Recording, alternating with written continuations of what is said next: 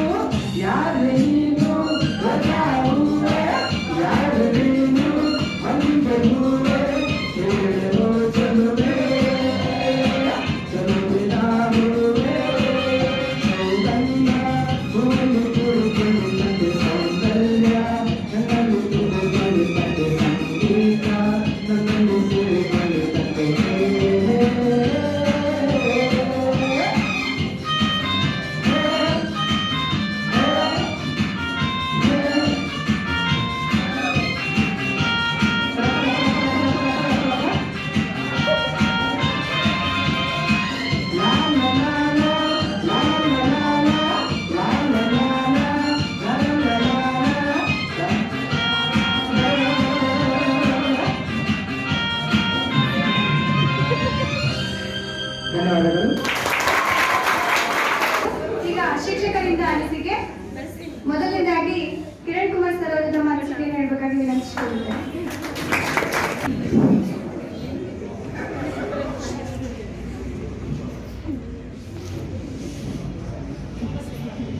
ವೇದಿಕೆ ಮೇಲೆ ಆಸೀನರಾಗಿರುವಂಥ ನನ್ನ ಪೂಜ್ಯ ಗುರುಗಳಿಗೆ ನನ್ನ ನಮನಗಳು. ಹಾಗೆ ಮೇಲೆ ಆಸೀನರಾಗಿರುವಂಥ ನನ್ನ ಸಹೋದ್ಯೋಗಿಗಳಾದಂಥ ವಿಲಾಸ್ ಅವ್ರಿಗೂ ಮತ್ತು ದೇವಚಂದ್ರ ಅವ್ರಿಗೂ ನನ್ನ ನಮಸ್ತೆ. ಹಾಗೆಯೇ ಈ ಒಂದು ಕಾರ್ಯಕ್ರಮ ಇಷ್ಟು ಸುಂದರವಾಗಿ ಕಾಣೋದಕ್ಕೆ ಮುಖ್ಯವಾದಂಥ ಒಂದು ಕೇಂದ್ರ ಬಿಂದುಗಳು, ಒಂದು ಹೆಸರು, ಅದಾದಮೇಲೆ ಎರಡನೇ ಸ್ಥಾನ ನಿಮಗೆ ದೊರೆತಂಥದ್ದು. ಸೊ ನಿಮಗೂ ಸಹ ಈ ಒಂದು ಉತ್ತಮವಾದಂಥ ಕಾರ್ಯಕ್ರಮಕ್ಕೆ ಸ್ವಾಗತ, ಸುಸ್ವಾಗತ. First I would like to thank the organisers. ಯಾವ ವಿಚಾರಕ್ಕೆ ಅಂತಂದ್ರೆ for making this programme completely plastic free. Thank you very much. Programme ಕೊಟ್ಟಿದ್ದಾರೆ, ಆದರೆ ಅವ್ರದೆಲ್ಲ ಎಕ್ಸ್ಪೀರಿಯನ್ಸ್ನ, ಅವರ ಮೊದಲ ಕಂಠವನ್ನ ನಮಗೋಸ್ಕರ ಎಷ್ಟು ವ್ಯಯ ಮಾಡ್ತಿದ್ದಾರೆ ಅಂತಂದ್ರೆ ನಿಜವಾಗ್ಲೂ ನಾವು ವಿಚಿತ್ರವೇ ಆಗಿತ್ತು. ಸಂಜೆ ಹೆಚ್ಚು 1-1.5 ಗಂಟೆಯಿಂದ ಅವರಿಬ್ಬರು ಆಡಿರ್ತಾರೆ. ಸಿಕಂದರ್ ಅಂತೂ ಇದು 4 ಅಥವಾ 5 ಆಗಿರ್ಬೋದು. ಥ್ಯಾಂಕ್ಸ್. ಈ ಒಂದು ವೇದಿಕೆಯಲ್ಲಿ ನನಗೆ ಒಂದೇ ಸಣ್ಣ ವಿಚಾರದ ಜೊತೆ ಹಂಚ್ಕೋಬೇಕು ಅಂತ ಅನ್ನಿಸ್ತು. ಒಂದು, ನಿಮ್ಗೆ ಕನ್ನಡ ಕ್ಲಾಸ್ ಮುಗ್ದಿರೋದು ಖುಷಿನೋ ದುಃಖ? ಈಗ ದುಃಖ ಆದ್ರೆ ನಿಮಗೆ ದುಃಖ ಪಡ್ಕೊಳ್ಳೋದು ಏನಿಲ್ಲ. ಯಾಕಂದ್ರೆ ಸರ್ಗೆ ಇನ್ನೊಂದು ಈವ್ನಿಂಗ್ ಕ್ಲಾಸ್ ನಡೀತಿದೆ, ಆ ಫಂಕ್ಷನ್ ಒಂದು ಕ್ಲಾಸ್ ಅಟೆಂಡ್ ಮಾಡ್ಬೋದು. ನೀವು ಅಟೆಂಡ್ ಮಾಡ್ತೀರಾ? ಸರಿ, ಮಾಡಿ. ನಿಮ್ಗೆ ಯಾವಾಗ ಸರ್ ಪಾಠ ಕೇಳಬೇಕು ಅಂತ ಅನ್ಸುತ್ತೆ, ನೀವು ಮಿಸ್ ಮಾಡ್ಕೊಂಡ್ರಂತ ಯಾವುದೇ ಚಾಪ್ಟರ್ ಬನ್ನಿ, ಕ್ಲಾಸಲ್ಲಿ ಕೂರಿ, ಸರ್ ಸಿಕ್ಕೇ ಸಿಗುತ್ತೆ. ಬಟ್ ಸರ್ ಮಾಡಿರೋಂಥ ಕ್ಲಾಸಸ್ ಏನಿದೆಯಲ್ಲ ಅದು ನಿಮಗೆ ಉಪಯೋಗಕ್ಕೆ ಫಿಲಿಮ್ಸ್ ಅಲ್ಲಿ ಬರುತ್ತಾ, ಮೇನ್ಸ್ ಅಲ್ಲಿ ಬರುತ್ತಾ? ಮೇನ್ಸ್ ಅಲ್ಲಿ ಬರುತ್ತೆ. ಹಾಗಾಗಿ ಅದನ್ನ ಬರಿಬೇಕು ಅಂತಂದ್ರೆ, ಅಥವಾ ಸರ್ಗೆ ನೀವು ಅವ್ರು ಹೇಳ್ಕೊಟ್ರನ್ನ ಮತ್ತೆ ವಾಪಸ್ ಕೊಡ್ಬೇಕು ಅಂತಂದ್ರೆ ಎಲ್ಲಿ ಸಾಧ್ಯ ಇರೋದು? ಫಿಲಿಮ್ಸ್ ಕ್ಲಿಯರ್ ಆದ್ಮೇಲೆ, ಸರಿನಾ? ಹಾಗಾಗಿ ಈಗ ಇರೋಂಥದ್ದು, ನೀವು ಕ್ಲಾಸ್ ಆಗಿದೆ ಅಂತೇಳಿ ದುಃಖ ಪಡಬೇಡಿ, ಮತ್ತೆ ನಿಮ್ಗೆ ಅವಕಾಶ ಸಿಗುತ್ತೆ. Till June 27 you concentrate on films. ಕನ್ನಡದ ಬಿಡಿ ಅಂತಂತಲ್ಲ, ಕನ್ನಡದ ನೀವು ಇನ್ಮೇಲೆ ಯಾವ ರೀತಿ ಓದ್ಬೇಕು ಅಂತಂದ್ರೆ, ಒಂದು 1/4 ಗಂಟೆಯಿಂದ 20 ನಿಮಿಷ ಕನ್ನಡ ಪ್ರಜಾವಣೆ ಪೇಪರ್ ಓದಿ, ಸೊ ದಟ್ ಪದಗಳು ನಿಮಗೆ ಪರಿಚಯ ಆಗುತ್ತೆ. ಅದಾದ್ಮೇಲೆ ಕನ್ನಡದ ಕಥೆಗಳು ಸರ್ ಇಲ್ಲಿ ಅಲ್ಪ ಸ್ವಲ್ಪ ಏನೇನು ಮೇನ್ ಇಂಪಾರ್ಟೆಂಟ್ ಲೈನ್ಸ್ ಇರ್ತಾವಲ್ಲ ಅವನ್ನ ಮಾತ್ರ ನಾವು ಹೇಳ್ಕೊಟ್ಟಿರ್ತೀವಿ. ಇನ್ನು ಮಿಕ್ಕಿರೋಂಥದ್ದೆಲ್ಲದನ್ನು ಟೆಕ್ಸ್ಟ್ ಬುಕ್ ಅಲ್ಲೇ ಇದೆ. ಮತ್ತೆ ಯಾವುದೇ ಕಾರಣಕ್ಕೂ ಕನ್ನಡನ ಈಗ ಎಕ್ಸಾಮ್ ಓರಿಯೆಂಟೆಡ್ ಪ್ಯಾಟರ್ನ್ ಅಲ್ಲಿ ಓದಕ್ ಹೋಗ್ಬೇಡಿ. ಯಾಕೆಂದ್ರೆ ಅದು ಮತ್ತೆ ಕನ್ನಡ ಅಂತಂದ್ರೆ, ಒಬ್ಬ ಲಾರೆಟ್ ಹೇಳ್ತಾನೆ, ಒಬ್ಬ ಸಾಹಿತ್ಯ ಹೇಳ್ತಾನೆ, ಏನಂತಂದ್ರೆ ಸಾಹಿತ್ಯ ಅನ್ನೋದು ಒಂದು ಅಡಗುದಾಣ ಅಂತ. ನಿಮ್ಮನ್ನ ಬೇರೆ ಎಲ್ಲದರಿಂದ ತಪ್ಪಿಸುವಂತ ಸಾಮರ್ಥ್ಯ ಅದಕ್ಕಿದೆ. ಹಾಗಾಗಿ ಇವಾಗ್ಲೂ ನೀವು UPSC ಪ್ರಿಪರೇಷನ್ ಟೈಮಲ್ಲಿ ಈ GS ನಿಮಗೆ ಏನ್ ತಲ್ಲವಿರುತ್ತಲ್ಲ ಅದರಿಂದ ತಪ್ಪಿಸ್ಕೊಳಕ್ಕೆ ಯಾರ ಕಡೆಯಿಂದ ಸಾಧ್ಯ ಅಂತಂದ್ರೆ, ಒಂದು ಕನ್ನಡದಿಂದ ಸಾಧ್ಯ, ಇನ್ನೊಂದು ನಿಮ್ಮಿಂದ ಸಾಧ್ಯ.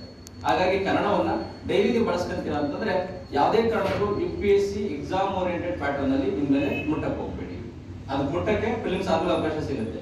ಈಗ ನಿಮ್ಮನ್ನ ನೀವು ಪೂರ್ತಿ UPSC ಆ ಒಂದು ಒತ್ತಡದಿಂದ, ಆ ಒಂದು ಪರಿಸರದಿಂದ ಹೊರಗಡೆ ತರುವಂತ ಸಾಮರ್ಥ್ಯ ಕನ್ನಡಕ್ಕಿದೆ, ಅಷ್ಟು ಮಾತ್ರ ಬಳಸ್ಬೇಕು.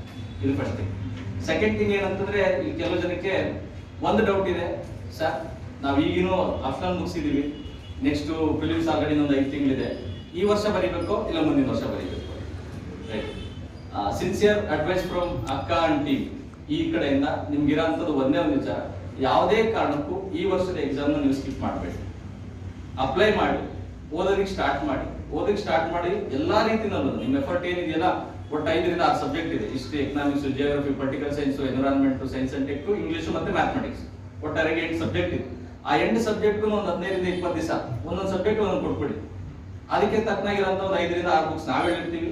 ನೀವು ಹೊರಗಡೆ ಏನಾದ್ರು ನೋಡ್ಕೊಂಡು ನೀವು ಇನ್ನೊಂದು 2 ಬುಕ್ ಸೆಲೆಕ್ಟ್ ಮಾಡ್ಕೊಂಡಿರ್ತೀರ, ಅವಷ್ಟು ಬುಕ್ಸ್ ನ ಇಟ್ಕೊಂಡು ಪೂರ್ತಿಯಾಗಿ ಓದೋದು ಪ್ರಾರಂಭ ಮಾಡಿ. ಓದಿ ಯಾವ ರೀತಿ ಅಂತಂದ್ರೆ, ನಾಳೆನೇ ಇದಕ್ಕೆ ಹೋಗ್ತಿದೀವಿ. ಓದಿ ಅಂದ್ರೆ ಯಾವ ರೀತಿ ಅಂತಂದ್ರೆ, ನಾಳೆನೇ ಎಕ್ಸಾಮ್ ಬರೀತಿದೀವಿ. ಎಷ್ಟು ಮಟ್ಟಕ್ಕೆ ಓದ್ಬೇಕು ಅಂತಂದ್ರೆ, ನಿಮಗೆ ಈಗ ಇಷ್ಟು ದಿವಸ ಕನ್ನಡ ನಡೀತಾ ಇತ್ತು, ಅಲ್ಲಿಂದ ಒಂದು 3-4 ಗಂಟೆ ಫ್ರೀ ಆಗುತ್ತೆ. ಈಗ GS ಕ್ಲಾಸ್ 3 ರಿಂದ 4. ಸಂತೋಷದ ವಿಚಾರ ಏನಂದ್ರೆ, ಯಶಸ್ಸಿನ ಎಕ್ಸಾಮ್ ಅನ್ನೋ ಯುದ್ಧದ ಬಗ್ಗೆ ತಿಳಿ ಹೇಳಿ ಯಶಸ್ಸಿನ ಮಾರ್ಗವನ್ನ ತೋರಿಸಿಕೊಟ್ಟಿರೋದು ಇನ್ನೊಂದು ಸಂತೋಷದ ವಿಚಾರ. ಅದೇ ರೀತಿಯಾಗಿ ನಮ್ಮ ಓದಿನ ಬಗ್ಗೆ ಸವಿವರವಾಗಿ ಮಾರ್ಗದರ್ಶನವನ್ನು ನೀಡಿದಂತಹ ಕಿರಣ್ ಕುಮಾರ್ ಸರ್ ಅವರಿಗೆ ತುಂಬು ಹೃದಯದ ಧನ್ಯವಾದಗಳನ್ನು ಸಲ್ಲಿಸುತ್ತಾ, ಅದೇ ರೀತಿಯಾಗಿ ಈಗ ಅಭಿಷೇಕ್ ಮತ್ತು ಅಮರಾವತಿ ಅವರಿಂದ ಒಂದು ಗೀತೆ.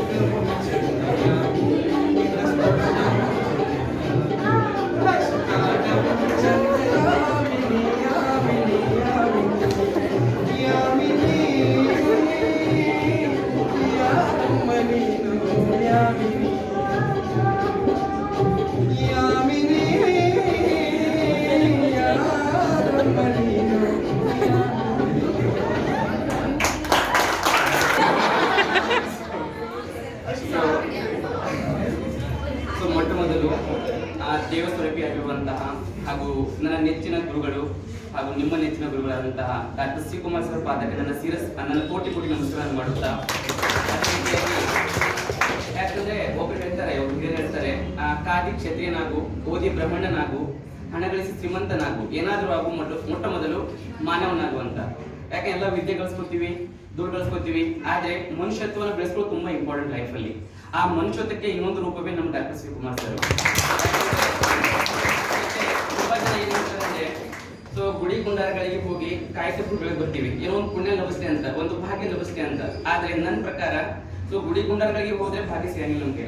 ಸೊ ಬಡವರ ಸೇವೆ, ದೀನದಲಿತರ ಸೇವೆ, ಅಂಗವಿಕಲರ ಸೇವೆ ಅಂಡ್ ಯಾರಿಗೆ ನೀಡಿದೆಯೋ, ಯಾರಿಗೆ ನೆಸೆಸಿಟಿ ಇದೆಯೋ ಅವರಿಗೆ ಸಹಾಯ ಮಾಡಿದ್ರೆ ಡೆಫಿನೆಟ್ಲಿ ನಮಗೆ ಭಾಗ್ಯ ಸಿಗತ್ತೆ, ಆ ದೇವರು ಒಂದು ಕರುಣೆ ಸಿಗತ್ತೆ ಅಂತ ನಿಜವಾದ ಸ್ವರೂಪಿ ಡಾಕ್ಟರ್ ಶಿವಕುಮಾರ್ ಸರ್ ಅವರೇ. ಯಾಕಂದ್ರೆ ನಿಜವಾದ ಯಾರು ನೋಡಿಲ್ಲ ಇವರಿಗೆ. ಸೊ ನನ್ನ ಪ್ರಕಾರ ಸೈನ್ಸ್ ಏನ್ ಹೇಳುತ್ತೆ ಅಂದ್ರೆ, ಸೊ ಯಾವುದು ರಿಯಾಲಿಟಿಯಲ್ಲಿ ಯಾವ್ದು ಎಕ್ಸಿಸ್ಟ್ ಇದೆಯೋ ಅದು ನಿಜವಾದ ದೇವರು. ಯಾಕಂದ್ರೆ ಲಾಕ್ಡೌನ್ ಟೈಮ್ ನಲ್ಲಿ ನೋಡಿ ಎಂತ ನಮ್ಮ ಲೈಕ್ ತಿರುಮಲ ವೆಂಕಟೇಶ್ವರ ಅಂಡ್ ಇನ್ನೊಂದು ಕೇರಳದಲ್ಲಿ ತಿರುವನಂತಪುರ ಎಲ್ಲ ದೇವಾಲಯ ಕ್ಲೋಸ್ ಮಾಡಿದ್ರು. ಒಂದ್ ದೇವರನ್ನೇ ಬಾಗಿ ಕ್ಲೋಸ್ ಮಾಡಿಸಿ, ಒಂದ್ ಸಣ್ಣ ವೈರಸ್ ಅದು, ಆ ಒಂದ್ ಸಣ್ಣ ವೈರಸ್ ಇಡೀ ಜಗತ್ತನ್ನೇ ಒಂಥರ ಕ್ಲೋಸ್ ಮಾಡಿಸ್ಬಿಟ್ಟಿತ್ತು. ಹಾಗಂದ್ರೆ ದೇವರು ಆ ಕಾನ್ಸೆಪ್ಟ್ ಇರ್ಲಿ, ಕಾನ್ಸೆಪ್ಟ್ ಯಾಕಂದ್ರೆ ದೇವರಂತೂ ಭಯ ಭಕ್ತಿ ಇರ್ಲಿ ಅಂತ. ನಮ್ಮ ತಾಯಿ ತಂದೆಗಿಂತ ದೊಡ್ಡ ದೇವರು ಯಾರು ಇಲ್ಲ ಜೀವನದಲ್ಲಿ. ಅಂಡ್ ಸೆಕೆಂಡ್ ಗುರು ಅಂಡ್ ನಾನು ಕೂಡ ಡಾಕ್ಟರ್ ಶಿವಕುಮಾರ್ ಸರ್ ವಿದ್ಯಾರ್ಥಿ. ಅಂಡ್ ನಾನು ಯಾಕೆ ಮಾತಾಡ್ತಾ ಇದ್ದೀನಿ ಅಂದ್ರೆ, ನಾನು ವಿದ್ಯಾರ್ಥಿ ಆಗಿದೆ ಡೆಲ್ಲಿಯಲ್ಲಿ. ಅಂಡ್ ಅವ್ರು ಕಲಿಸುವಂತ ಪಾಠ, ಅವ್ರು ಕಲಿಸುವಂತ ನೀತಿ, ಅವ್ರು ಕಲಿಸುವಂತ ಒಂದು ವಿದ್ಯೆ ನನ್ನ ಜೀವನವರೆಗೂ ನಾನು ಕೊನೆಯವರೆಗೂ ನಾನು ಮರೆಯಕ್ಕೆ ಸಾಧ್ಯ ಇಲ್ಲ. ಯಾಕಂದ್ರೆ ಅವ್ರು ಕಲಿಸಿರುವಂತ ಒಂದು ಮಾನವೀಯತೆ ಇವತ್ತು ಕೂಡ ನಾನು ಇಲ್ಲಿಂದ ನಡ್ಸ್ಕೊಂಡು ಬಂದಿದೆ. ಅದು ಆ ಮಾನವೀಯತೆ ನಾನು ಕೊನೆ ಇರುವವರೆಗೂ ನಾನು ಉಳಿಸ್ಕೊತೀನಿ, ನೀವು ಕೂಡ ಉಳಿಸ್ಕೊಳ್ಳಿ ಅಂತ ಹೇಳುತ್ತಾ ಈ ಅವಕಾಶ ಮಾಡಿಕೊಟ್ಟಿದ್ದಕ್ಕೆ ನಿಮ್ಮೆಲ್ಲರಿಗೂ ತುಂಬಾ ಧನ್ಯವಾದಗಳು.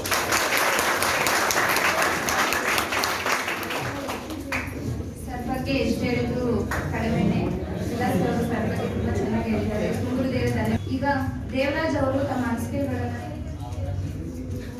ಇನ್ನೋರ್ವ ಅತಿಥಿ ಶಿಕ್ಷಕರಾದ ದೇವಿಚರಣ್ ಸರ್ ಅವರು ಅನಿಸಿಕೆ ಹೇಳ್ಬೇಕಾಗಿ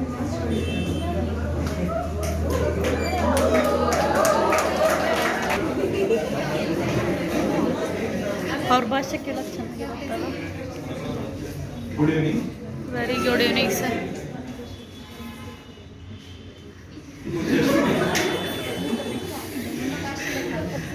ಅದೇ ಕನ್ಫ್ಯೂಸ್ ಆಗ್ತಾ ಇದೆ, ನನ್ನ ಭಾಷೆಯಲ್ಲಿ ಮಾತಾಡಲ್ಲ ಅಥವಾ ನಿಮ್ಮ ಭಾಷೆಯಲ್ಲಿ ಮಾತಾಡಿ ಸರ್. ಇಲ್ಲ, ಈಗ ಬೆಂಗಳೂರು ಕನ್ನಡ ಮಾತಾಡಿ ಅಭ್ಯಾಸ ಮಾಡ್ಕೊಂಡು ಬಿಟ್ಟಿದ್ದೀನಿ. ನಗೆ ಪಾಟ್ಲಿಗೆ ಈಡಾಗೋದು ಬೇಡ ಅಂತ ಪೂಜ್ಯ ಗುರುಗಳಾದ ಶಿವಕುಮಾರ್ ಸರ್ ಹಾಗೂ ವಿಲಾಸ್ ಸರ್ ಹಾಗೂ ನೆಚ್ಚಿನ ವಿದ್ಯಾರ್ಥಿಗಳೇ, ಮೊದಲನೇದಾಗಿ ಕಾರ್ಯಕ್ರಮಕ್ಕೆ ಆಹ್ವಾನಿಸಿದ್ದಕ್ಕಾಗಿ ಧನ್ಯವಾದಗಳು. ನಾನು ಶಿವಕುಮಾರ್ ಸರ್ ವಿದ್ಯಾರ್ಥಿನೇ. ಮಂಗಳೂರು ಬಿಟ್ಟು ಆ ಕಡೆ ಹೋದವನಲ್ಲ ನಾನು. ಮೊಟ್ಟ ಮೊದಲದಾಗಿ ಮೈಸೂರಿಗೆ ಬಂದಾಗ ಸರ್ಗೆ ಹೇಳಿದ್ದೆ, ಸರ್ ನಂಗೆ ಮಂಗಳೂರು ಬಿಟ್ಟು ಬೇರೆ ಏನು ಗೊತ್ತಿಲ್ಲ, ಇಲ್ಲ ಚರಣ ಅವರೇ ಬನ್ನಿ ನಮ್ಮ ಮನೇಲೆ ಇರಿ ಅಂತ ಎಲ್ಲ ಪ್ರೀತಿಯಿಂದ ನೋಡ್ಕೊಂಡು ಇಲ್ಲಿವರೆಗೆ ಬೆಳೆಸ್ಕೊಂಡು ನನಗೆ ಪಾಠ ಮಾಡಲು ಅವಕಾಶವನ್ನು ಮಾಡಿಕೊಟ್ಟಿದ್ದಾರೆ. ಅದಕ್ಕಾಗಿ ಧನ್ಯವಾದಗಳು.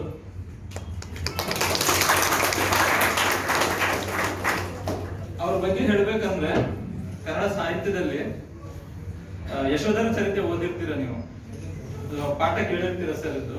ಅದರಲ್ಲಿ ಜನ ತನ್ನ ಕಾವ್ಯ ನಾಯಕ ಯಶೋಧರನ ಬಗ್ಗೆ ಹೇಳ್ತಾನೆ, ಅದು ಸರ್ಗೂ ಅನ್ವಯಿಸುತ್ತೆ. ನೋಡುವ ಕಣ್ಗಳ ಸಿರಿ, ಮಾತಾಡುವ ಬಾಯಿಗಳ ರಸಾಯನ, ಸಂತಸದಿಂದ ಕೂಡುವ ತೋಳುಗಳ ಪುಣ್ಯ ಅಂತ. ಅದು ನಿಮ್ ಬಗ್ಗೆನೇ ಬರ್ದಿರ್ಬೇಕು ಅನ್ಸುತ್ತೆ.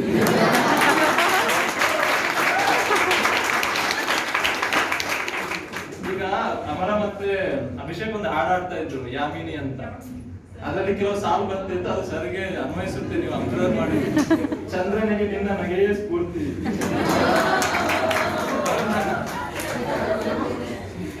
ಆ ಸಾಲುಗಳನ್ನು ಅಬ್ಸರ್ವ್ ಮಾಡಿ ಸರ್ಗೆ ಅನ್ವಯಿಸುತ್ತೆ ಅದು. ಸೊ ನಿಮ್ಮೆಲ್ಲ ಎಕ್ಸಾಮ್ಸ್ಗೆ ಆಲ್ ದ ಬೆಸ್ಟ್ ಅಂತ ಹೇಳ್ತಾ, ಚೆನ್ನಾಗಿ ಓದಿ ಅಂತ ಹೇಳ್ತಾ ನನ್ನ ಮಾತನ್ನು ಮುಗಿಸ್ತೀನಿ. ಧನ್ಯವಾದ.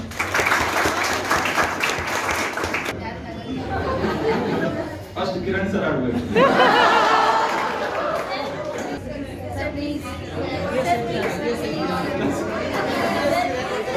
ಯಾರು ಅಭ್ಯಾಸ ಇಲ್ಲ, ನಮ್ಮ ಶಿವಕುಮಾರ್ ಸರ್ ಇದ್ದಾರೆ, ಇನ್ನೂ ಆಡ್ತಾರೆ. ಮೊನ್ನೆ ಒಂದು ಯಾವನೋ ಒಂದು 7-8 ವರ್ಷದಿಂದ ಒಂದು ಡೈಲಾಗ್ ಹೇಳಿದ್ದೆ, ಅದೇ ಅಡುಕು ಪಡುಕು ತುಳುಕುತ್ತಿರುವ ಕೊಳ ಕೆಂಪ ಕಾಮ ಕಷಾಯ ಕಪಾಲ ಕೊಡೆದು ಕಾದು ಕೆಂಪಾಗಿದೆ ನನ್ನ ಕಪಾಲಕ ಅಂತ.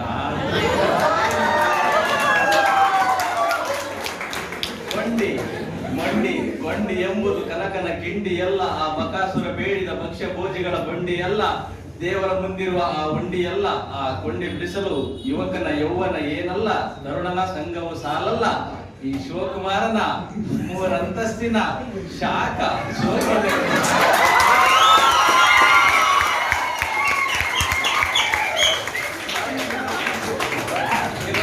ಡಿಸೈಡ್ ಮಾಡ್ಕೊಳ್ಳಿ ಸರ್, ಯಾಕೋ ಯಾವ ಕೊಂಡಿಂದ ಬಿಡ್ಸಕ್ಕೆ ರೆಡಿ ಆಗಿಲ್ಲ. ನನಗೆ ಕವನ ಬರೀಲಿಕ್ಕೆ ಬರ್ತಿರಲಿಲ್ಲ. ಯಾವಾಗ ಕನ್ನಡ ಸಾಹಿತ್ಯ ತರಗತಿಗೆ ಅಟೆಂಡ್ ಆಗಿ ಶುರು ಮಾಡಿದ್ನೋ ಅವಾಗಿಂದ ಕವನ ಬರೆಯೋದು ಒಂದು ಅಭ್ಯಾಸ ಆಗಿಬಿಟ್ಟಿದೆ. ಶೀರ್ಷಿಕೆ ಅಕ್ಕನ ಮಕ್ಕಳ ಸಮಾರೋಪ. ಅಕ್ಕನ ಹಿರಿಯ ಮಕ್ಕಳಿಗಿಂದು ಕೊನೆ ದಿನ ಹೇಗೆ ಕಳೆಯಿತು ಗೊತ್ತು ಪ್ರತಿದಿನ. 4 ತಿಂಗಳಲ್ಲಿ ಬೆಳೆದ ಈ ಬಂಧನ ಬಿಡಿಸಿಕೊಳ್ಳಲು ಬರುತ್ತಿದೆ ನೋಡಿ ಆಕ್ರಂದನ. ಮೊದಲು ಬಂದಾಗ ಕನ್ನಡ ಬರೀ ಐಚ್ಛಿಕ ವಿಷಯ, ನಮ್ಮ ಗುರುಗಳ ಬಾಯಲ್ಲಿ ಆಯ್ತದು ರಸಮಯ. ಹೇಗೆ ಹೋಯಿತು ಕಾಣೆವು ಆ ಸಮಯ, ಪರೀಕ್ಷೆ ಎಂಬ ಯುದ್ಧದಲ್ಲಿ ಆಗಲಿ ನಿಮ್ಮದೇ ವಿಜಯ. ಬಿತ್ತಿದೆವು ಕನಸಿನ ಬೀಜಗಳ, ವ್ಯರ್ಥಕ್ಕೆ ಬಲಿ ಕೊಡದಿರಿ ಅಮೂಲ್ಯ ದಿನಗಳ. ನೆನೆಸಿಕೊಳ್ಳಿ ಒಮ್ಮೆ ತಂದೆ ತಾಯಿಯ ಕಷ್ಟಗಳ, ಅರಿವಾಗದಿದ್ದರೆ ಓದಿರೊಮ್ಮೆ ಶರಣರ ವಚನಗಳ. ಒಗಟಾಗಿ ಇರುವುದು ಈ ಜೀವನ, ಸಾಧನೆಯ ಮೇಲೆ ಇರಲಿ ನಿಮ್ಮ ಗಮನ. ನಮ್ಮ ಗುರುಗಳೇ ಸ್ಫೂರ್ತಿ ಬರೆಯಲು ಈ ಕವನ, ಎಂದಿಗೂ ನನ್ನ ಮನದಲ್ಲಿ ಅವರಿಗೊಂದು ನಮನ. Thank you.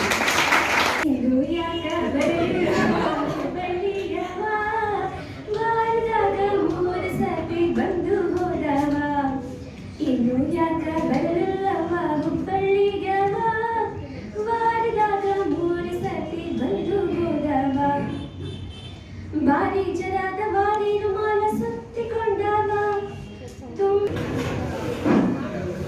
ನನ್ನ ಜನ್ಮಭೂಮಿ ಆರಾಧನೆಯಾದಂತಹ ರೇಣುಕಾದೇವಿ ಪಾದಕ ಕಮಲಗಳಲ್ಲಿ ಪ್ರಮುಖ. ನನ್ನಿಂದ ಎಷ್ಟು ಚಲನವಲನ ಆಗ್ತಾ ಇದೆ ಅಂತಂದ್ರೆ ನನಗೊಂದೇನೋ ಕಾನ್ಫಿಡೆನ್ಸ್ ಬರ್ತಾ ಇದೆ. ಮುಂದೆಲ್ಲ ನಾನು UPSC ನಾನು ಕ್ಲಿಯರ್ ಮಾಡ್ತೀನಿ, ಕಡೆ ಚಲನವಲನ ಬರ್ತದೆ ಅಂತ.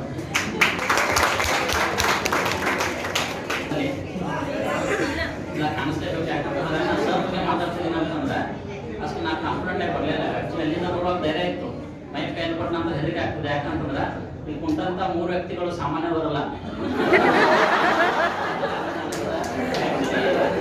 ಸರ್ ಕ್ಲಾಸಲ್ಲಿ ಪಾಠ ಮಾಡೋದು ಎಪಿಪೈಟ್ಸ್ ಅಂತ ಒಂದು ಕಾನ್ಸೆಪ್ಟ್ ಹೇಳಿದ್ರು, ನೆನಪಿದೆ ನನಗೆ.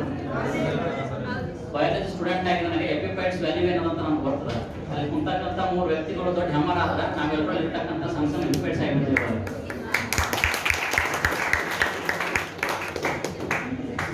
ಕಿರಣ್ ಸರ್ ಹತ್ರ ನಾನು ಸ್ಟಾರ್ಟಿಂಗ್ ಬಂದಾಗ ಕೇಳಿದೆ, ಸರ್ EWS ಬಗ್ಗೆ ಏನಾದರೂ ಮಾಹಿತಿ ಇದೆನಾ ಅಂತ.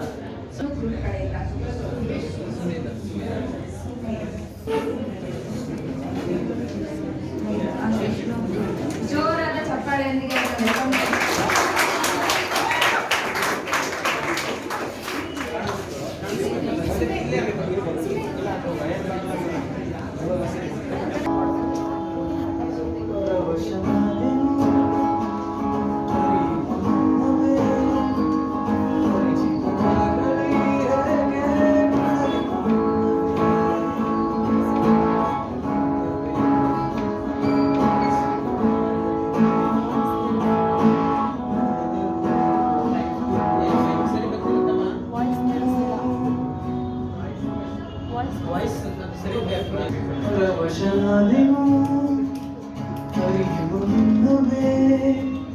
ಪರಿಚಿತನಾಗಲಿ ಹೇಗೆ ಪ್ರಣಯಕ್ಕೂ ಮುನ್ನವೇ,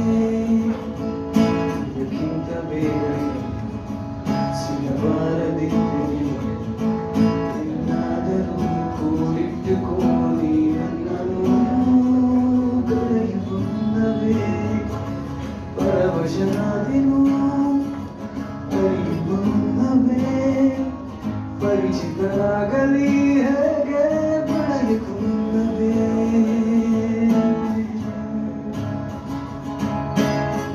ನಿನ್ನ ಕಣ್ಣಿಗಂತೂ ನಾನು ನಿರುಪಯೋಗಿಗಲು, ಇನ್ನು ಬೇರೆ ಏನು ಬೇಕು ಪ್ರೇಮ ಯೋಗಿಯಾಗಲು. ಅರಳುವ ಸದ್ದು ಕೇಳಬಲ್ಲೆ ನನ್ನ ಏಕಾಂತವನ್ನು ತಿದ್ದಿಕೊಡು ನೀವೀಗ ನಿಂತಲ್ಲೇ ನಾನೇನೆ ಅಂದರು ನನಗಿಂತ ಶ್ರುತಿ ತುದಿಯಲ್ಲಿಯೇ ಮುಚ್ಚಿಟ್ಟುಕೊಂಡು ತಂದನು ಕರೆಯುವ ಮುನ್ನವೇ ಪರವಶನಾದೆನು ಅರಿಯುವ ಮುನ್ನವೇ ಪರಿಚಿತರಾಗಲಿ ಹೇಗೆ ಪ್ರಣಯಕ್ಕೂ ಮುನ್ನವೇ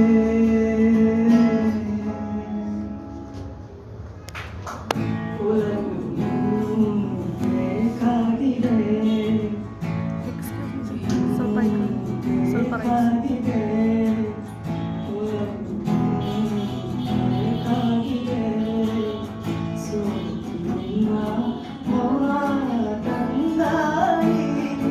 ಹಾಡಾಗಿದೆ ಇನ್ನೂ ಹೇಳೋದಿದೆ ನನಗೆ ಕೇಳೋದಿದೆ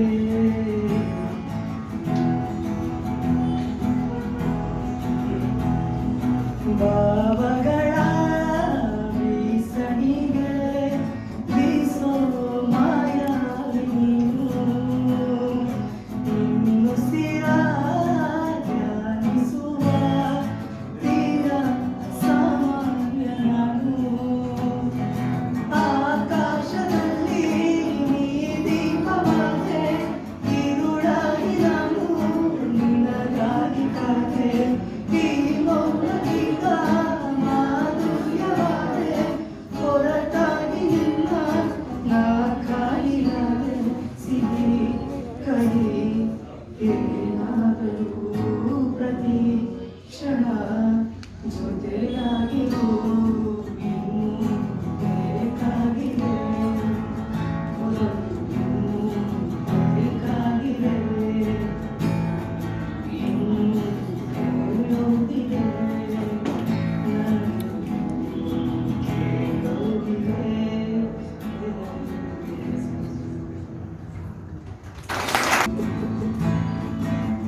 जाने